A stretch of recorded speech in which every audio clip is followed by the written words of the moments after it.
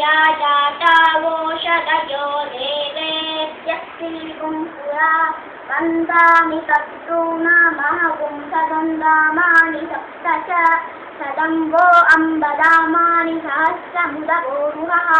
आदाचलक्षत्वो यूयम् इमं मे अगतं कृदा पुष्पावती प्रसूवती फलिनी कपलाकुता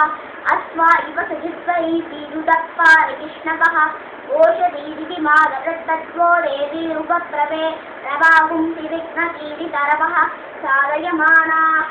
अस्मद्देवोषधं पन्नेवोपसृष्टा गोपालगित्तिला सदा युक्तनवदपूरुषं यदहं पादजन्यमा ओषधिः साधवे आत्मा यश्मस्य नश्यति पुरा दीपक्षुको यथा यदोषध यत्सङ्गच्छन्दे आदानः विवा विप्रसौच्यते पिशक्क्षोहामि वसादनः निष्कृते नामवो माता तायु यस्तस्संगति सरावदत्रिणीः समयं कामयति निष्कृता अन्यावो देवन्यान्यस्य उपावता तास्सर्वा ओषधीयसंविधाना इदं मे प्रावतावतः उच्छिष्मा ओषधीनाङ्कावो गोष्ठा विवेदते धनगुंसनिष्यन्तीनात्मानन्तपूरुषा अधिकृत्वा अपरिष्टास्तेन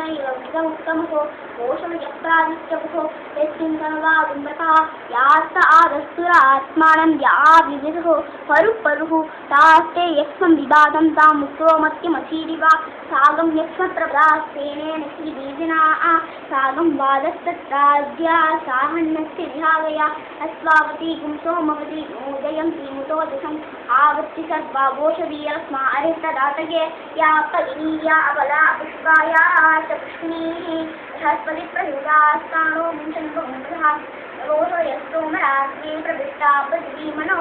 तासान्मस्तुष्टमावृणो जीवातवे सुवा अवबन्धीरवदन्दिवोषयःपरि यन्तीव मुक्मनामहेन करिष्यादिपूर्णः रास्तेतमुपशृण्वन्ति याश्च दूरं परावृता यमुन्वत्यरास्मद्वास्मै सन्दक्षदेशं नागोषक्तुलिदा यस्मै साहङ्गानः विवच्चदुष्पदस्मागों सर्वनस्मनागुणं योषयस्सम्बरं ते सोमेन च राज्ञा